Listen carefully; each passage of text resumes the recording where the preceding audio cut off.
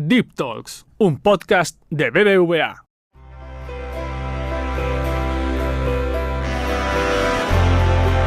En este programa nos gusta hablar con gente que ayuda a transformar la sociedad. En esta ocasión vamos a hablar del COVID-19. El coronavirus está impactando en la vida de todos y, como no podía ser de otra manera, en la economía mundial.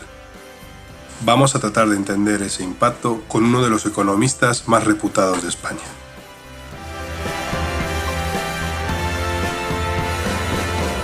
Hola a todos, soy Rafael Domenech, soy responsable de análisis económico del Servicio de Estudios de BBVA y también catedrático de análisis económico de la Universidad de Valencia.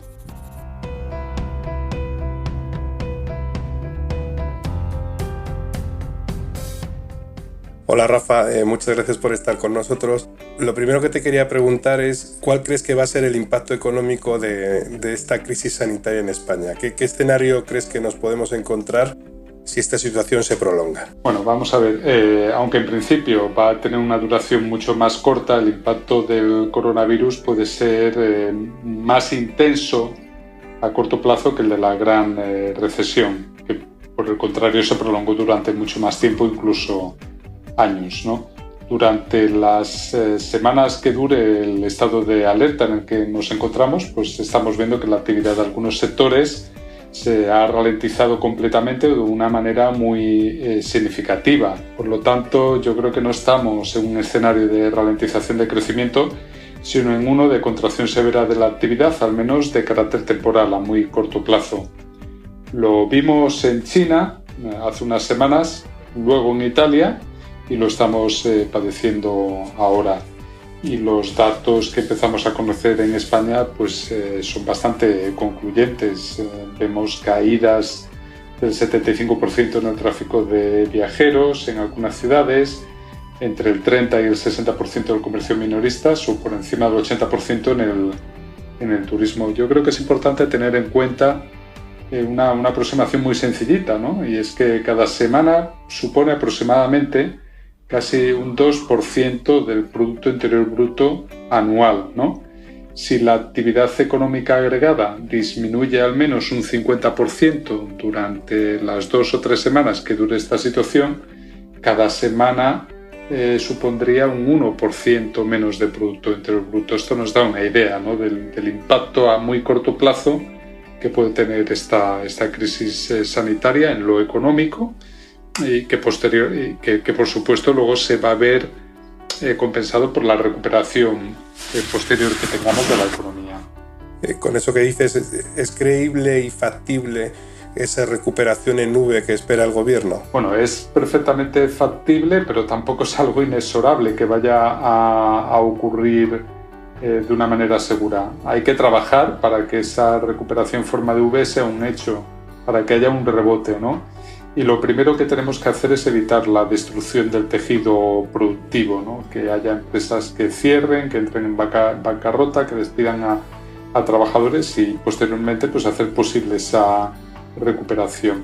Debemos enfrentarnos a una crisis temporal como es esta, con medidas temporales que sean proporcionadas a la gravedad de la situación, también muy selectivas, ¿no? No estamos hablando de medidas que sean indiscriminadas, ¿no? Tenemos que elegir bien cuáles son los problemas que queremos resolver, que estén bien diseñadas, que sean de una rápida aplicación, ¿no? Que tengan efectos ya, que sean efectivas, ¿no? Tampoco queremos malgastar recursos públicos de los contribuyentes, y es muy importante que estén coordinadas tanto en los distintos frentes de actuación. Hablamos de medidas fiscales, de medidas de liquidez, de medidas laborales, también de medidas financieras, y también es muy importante que estén coordinadas a nivel europeo. Con todo ello podremos reducir el impacto económico del coronavirus al mínimo, por lo menos a lo largo del tiempo, si no en estas semanas, pero sí en el plazo de unos trimestres. Estás hablando de medidas anticrisis.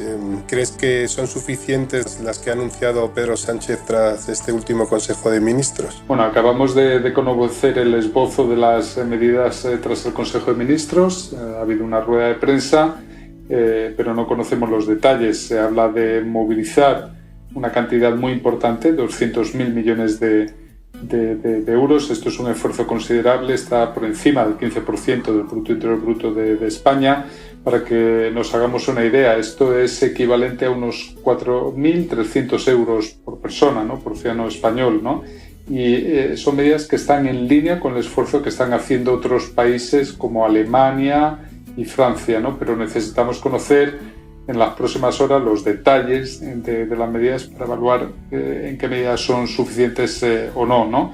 Además, tendremos que evaluar cuáles son sus efectos en los próximos días, cuáles son esos resultados y, sobre todo, también tener la flexibilidad de cambiar y adaptar esas medidas a la evolución de una crisis que, como hemos visto en los últimos días, ha sido también cambiante. Hablabas antes de los diferentes sectores a los que está afectando esta crisis sanitaria y me gustaría que hablaras un poco, si puedes, del sector turístico, de industrias alrededor de él, como la hostelería y también un poco autónomos y pymes.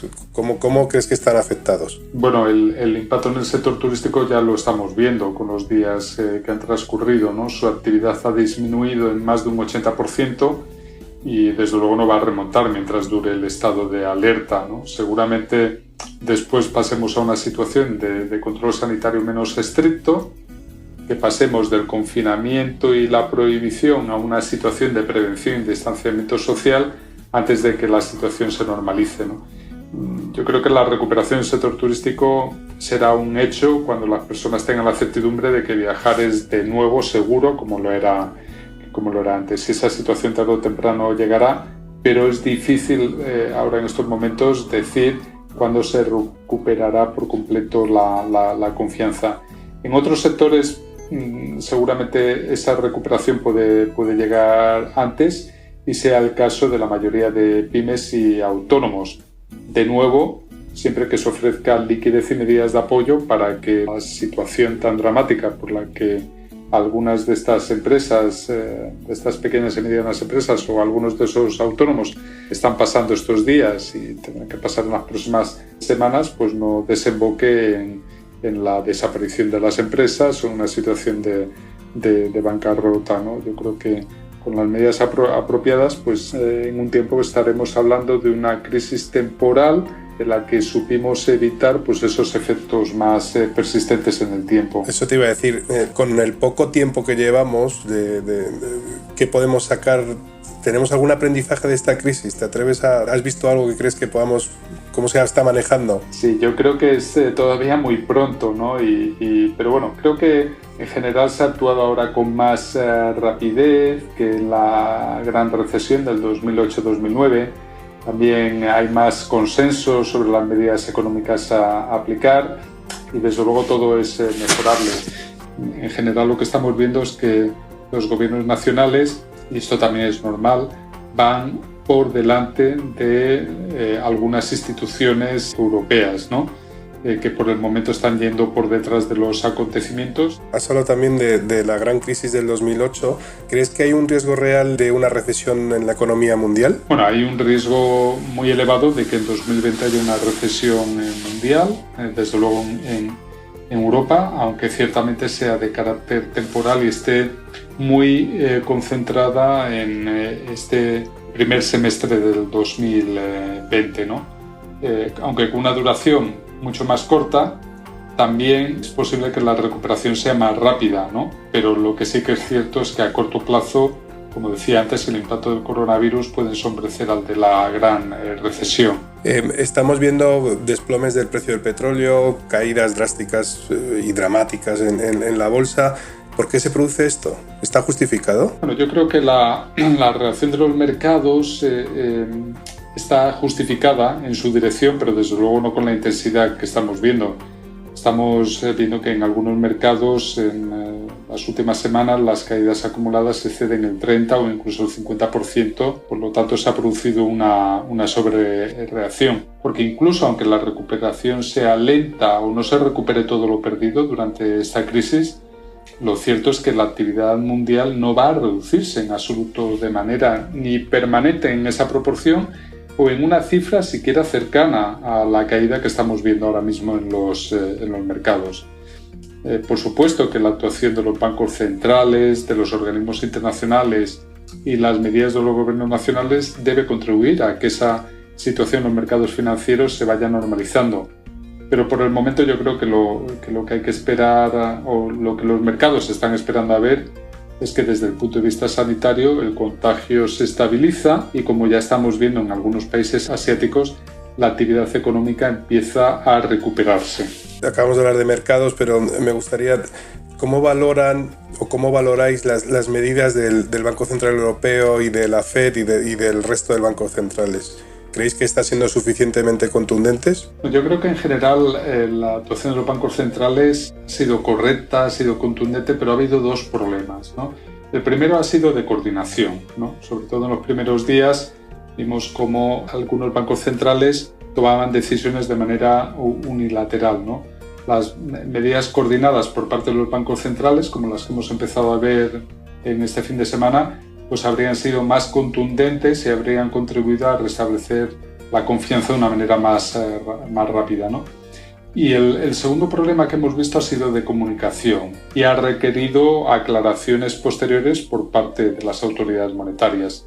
Lo cierto es que al final los bancos centrales están dispuestos a hacer todo lo necesario, todo lo que está en sus manos, para evitar problemas de liquidez en cualquier mercado, para evitar un tensionamiento de las condiciones financieras o para evitar, en el caso de Europa, y esto es muy importante, un aumento de las primas de riesgo que desemboque en una crisis de deuda soberana como la que vimos en los años 2011 y 2012. Y desde luego lo que aprendimos entonces, en el año 2012, es que tienen herramientas para todo ello, ¿no? ¿Y China?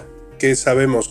¿Tenemos ya, hay datos de cómo está afectando esta crisis o cómo ha afectado esta crisis a China? Bueno, pues precisamente esta semana hemos conocido datos y la caída de la actividad durante el periodo de confinamiento ha sido enorme, ha sido mayor de lo que se esperaba, ¿no? Por ejemplo, la producción industrial ha disminuido un 13,5%, el comercio minorista algo más de un 20%, y la inversión en activos fijos cerca de un 25%, ¿no? Pero también hemos empezado a ver ya en los últimos días una recuperación de la actividad, ¿no? El consumo diario de energía pues, ya alcanza niveles que se acercan al 75-80% de los niveles previos a la crisis. Casi un 80% de los trabajadores han vuelto ya a sus puestos de trabajo.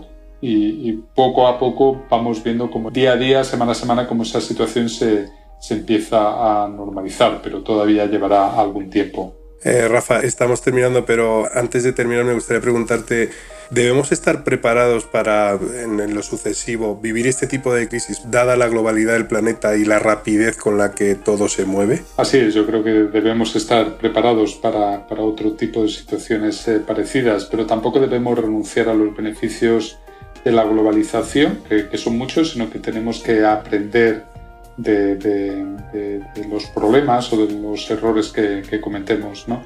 Lamentablemente los virus y las enfermedades también viajan, como lo hace la actividad entre países, y las oportunidades de mejorar el nivel de vida que hemos visto por parte de cientos de millones de personas, sobre todo en economías emergentes, gracias a la globalización.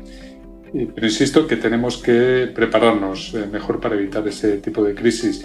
Y desde luego algunos países asiáticos que sufrieron, si recuerdas, las consecuencias traumáticas del SARS en 2003, nos han enseñado que eso es posible, y nos están dando una lección de cómo combatir efectivamente la crisis del coronavirus, ¿no?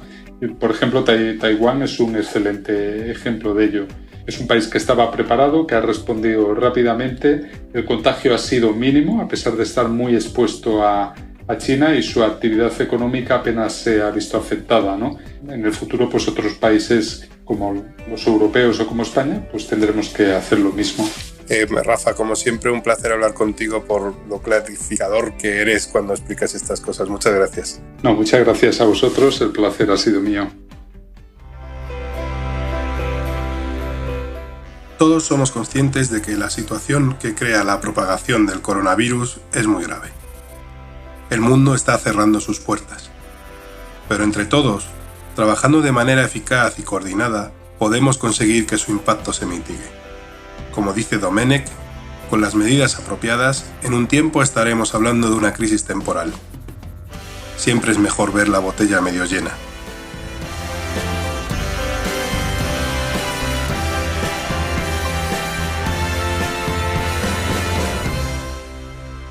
Hasta aquí este programa, os esperamos en la próxima entrega.